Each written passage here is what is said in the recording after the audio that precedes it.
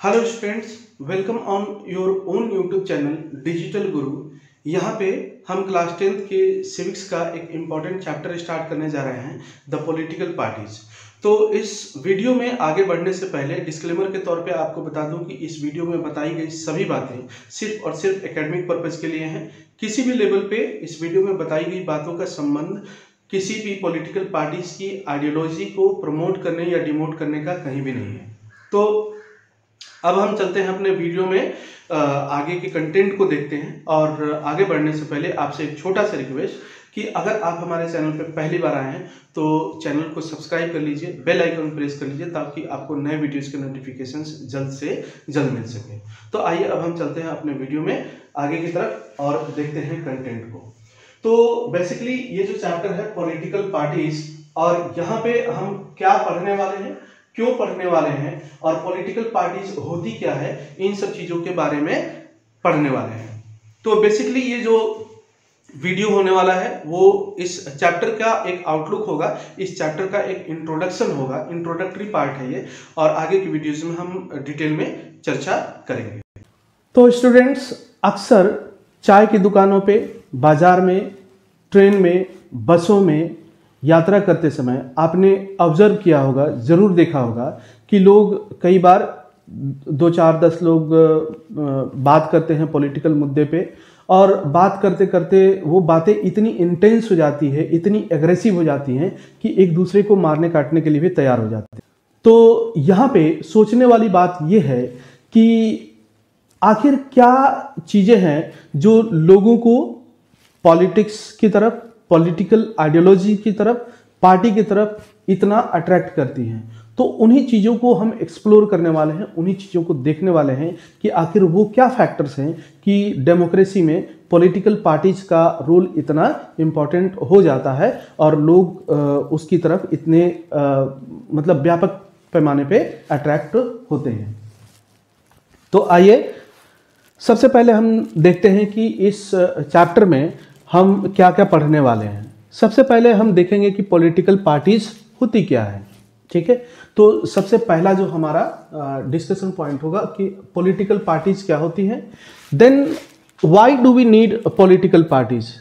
अब ये जो पॉलिटिकल पार्टी है, जो पॉलिटिकल पार्टीज का एग्जिस्टेंस है, इन पार्टी की ज़रूरत क्यों है, क्या पॉलिटिकल पार्टीज के बिना हमारी डेमोक्रेसी नहीं चल सकती, या पॉलिटिकल पार्टीज के बिना हमारा देश नहीं चल सकता, इन बातों को हम जानने की कोशिश करेंगे। देन अगर ये पॉलिटिकल पार्टीज हैं और पॉलिटिकल पार्टीज की हमारी ज़रूरत है तो how many parties should we have, कितनी पार्टियां होनी चाहिए, ठीक है। 2 पार्टी होनी चाहिए, 10 पार्टी होनी चाहिए, कितनी पार्टी होनी चाहिए, या काउंटलेस पार्टी भी चल सकती है। तो इन बातों को हम देखेंगे। देन हम देखेंगे कि जो पार्टियां हैं उनको किस तरीके से क्लासिफाई किया जाता है। National political parties, state political parties क्या होती हैं, मतलब जो नेशनल लेवल की पार्टी है उनको क्या क्राइटेरिया है कि वो नेशनल पार्टीज कहलाती हैं, स्टेट पार्टीज है तो वो क्यों स्टेट पार्टीज कहलाती हैं, इसके बारे में जानेंगे। और फिर हम देखेंगे कि चैलेंजेस टू पॉलिटिकल पार्टीज। अब ये जो पॉलिटिकल पार्टीज हैं उनके सामने क्या क्या चैलेंजेस हैं, ठीक है। और फिर लास्ट में हम ये देखने की कोशिश करेंगे कि how can parties B reformed. अब ये जो पार्टियां एग्जिस्ट करती हैं हमारी डेमोक्रेसी में, इनके अंदर भी बहुत सारे प्रॉब्लम्स है, बहुत सारे रिफॉर्म्स की ज़रूरत होती है। तो ये जो रिफॉर्म्स है वो किस तरीके से किया जा सकता है, क्या रिफॉर्म्स के सुझाव हो सकते हैं, स्कॉलर्स ने क्या सुझाव दिए हैं, आपके अपने क्या सुझाव हो सकते हैं, उन चीज़ों के बारे में भी हम जानने की कोशिश करेंगे। फिर अब सवाल ये उठता है कि ये जो पॉलिटिकल पार्टीज हैं, इतने जो हमने टॉपिक बताए हैं, why we are studying it, हम इन चीज़ों को क्यों पढ़ रहे हैं और इसको पढ़ के हमें क्या फ़ायदा होने वाला है, क्या जान सकेंगे हम। तो we will be able to analyse party systems in democracies. देखिए, हम एक डेमोक्रेटिक कंट्री में रहते हैं और वर्ल्ड की लार्जेस्ट डेमोक्रेसी हम, तो इस डेमोक्रेसी में हम ये चैप्टर पढ़ के ये जान सकेंगे, इन बातों का एनालाइज कर सकेंगे, इन बातों को एनालिसिस कर पाएंगे कि पार्टी सिस्टम्स की डेमोक्रेसी में क्या अहमियत है। Then we will know about major political parties, challenges faced by them and reforms in the country. मतलब ये जो लास्ट के 2 टॉपिक हमने बताए उनका रिलेशन इन 2 पॉइंट से है कि we will know about major political parties, challenges faced by them and reforms in the country, क्या उनमें सुधार करने की जरूरत है। Then we will try to trace political parties as vehicles of federal sharing of political power and negotiators of social divisions in the arena of democratic politics। क्या समझ पाएंगे हम लास्ट में, ये काफी व्यापक बात है कि we will try to trace political parties as vehicles of federal sharing of political power। तो पावर शेयरिंग पहला चैप्टर आपने पढ़ा होगा, और उस पावर शेयरिंग में पॉलिटिकल पार्टीज का क्या इंपॉर्टेंस है, और and as negotiators of social divisions. आपको पता है कि हमारा देश कितना डाइवर्स कंट्री है, कितनी डाइवर्सिटी है, उस डाइवर्सिटी में, सोशल डाइवर्सिटी में जो पॉलिटिकल पार्टीज का रोल होने वाला है वो क्या होने वाला है, ये जान पाएंगे। देन अब हम चलते हैं सबसे इंपॉर्टेंट और सबसे अहम बात कि पॉलिटिकल पार्टीज होती क्या है। ठीक है, अब इस चीज का एक्सप्लोरेशन हम यहां पे करेंगे कि पॉलिटिकल पार्टीज क्या होती हैं। ये जो बुक का डेफिनेशन है, और बुक के डेफिनेशन को थोड़ा सा मॉडिफाई करके हमने और इसको एलाबोरेट करने की कोशिश किया है, तो मुझे उम्मीद है कि आप समझ पाएंगे इन चीज़ों को। A political party is a group of people who come together to contest elections and hold power in the government। क्या मकसद होता है बेसिकली पॉलिटिकल पार्टी का, क्या होती है political party? It is a group of people, मतलब कोई भी पार्टी होगी, कोई भी एसोसिएशन होगा, ऑर्गेनाइजेशन होगा, तो वहां पे कुछ लोग होंगे, तो it is a group of people and who come together, वो सब एक साथ एकजुट होके आते हैं, किस लिए? To contest elections. और दूसरा मकसद क्या होता है? To hold power in the government, मतलब इलेक्शन कॉन्टेस्ट करना है और इलेक्शन कॉन्टेस्ट करके जीत जाना है, और जीत करके गवर्नमेंट में पावर को होल्ड करना है, और जो हमारी आइडियोलॉजी है पार्टी की, उस पार्टी की आइडियोलॉजी को लोगों तक प्रोपगेट करना है, और उस प्रोपगेशन के साथ जो हमारा एजेंडा है, ठीक है, उस आइडियोलॉजी को मैच करते हुए जो हमारा एजेंडा है सोशल अपलिफ्टमेंट के लिए या डेमोक्रेसी को अपलिफ्ट करने के लिए, वो पॉलिटिकल पार्टी का बेसिकली मकसद होता है।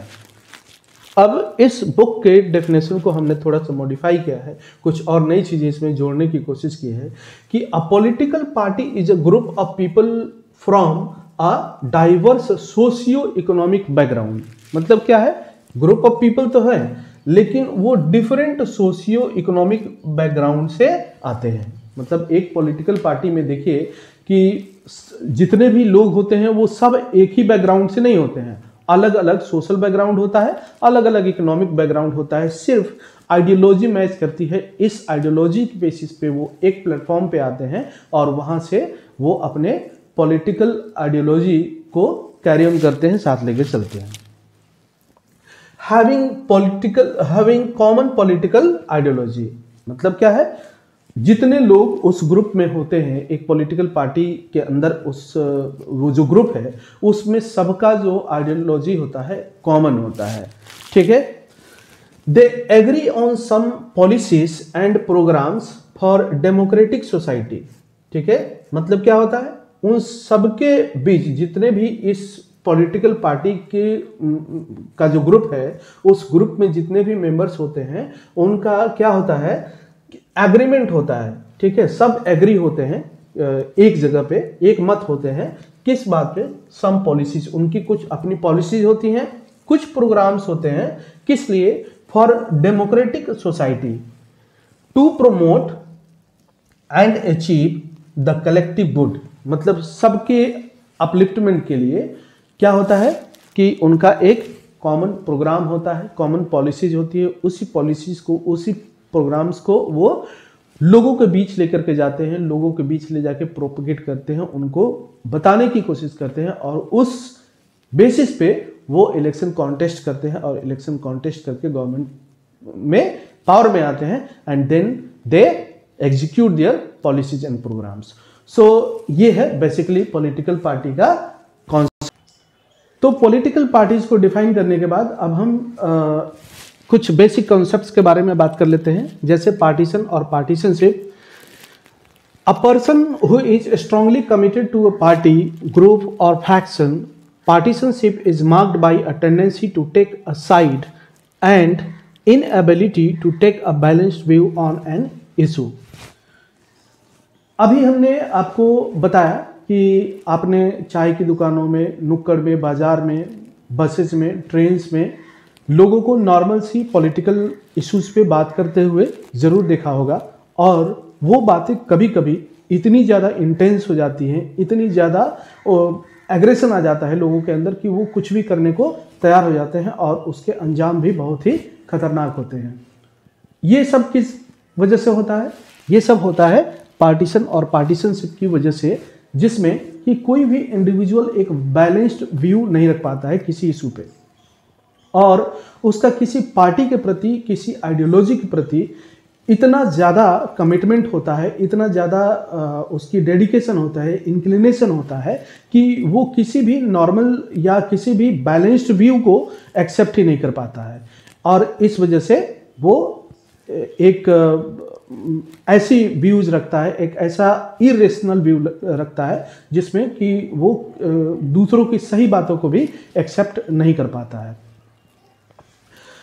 तो यहाँ पे अगर हम एक एग्जांपल लें कि जैसे मान लीजिए कि आप किसी पार्टी को फेवर करते हैं या मैं किसी पार्टी को फेवर करता हूँ या कोई थर्ड पर्सन है वो किसी पार्टी को फेवर करता है जो या तो रूलिंग पार्टी रही हो या फिर अपोजिशन की पार्टी रही हो। तो अपोजिशन पार्टी भी रही होगी तो वो भी कभी न कभी ज़रूर रूलिंग पार्टी रही होगी।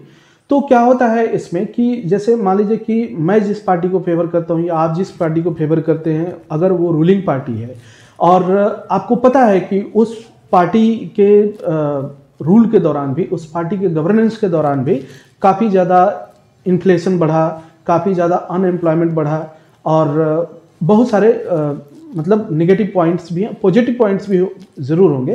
तो अगर कोई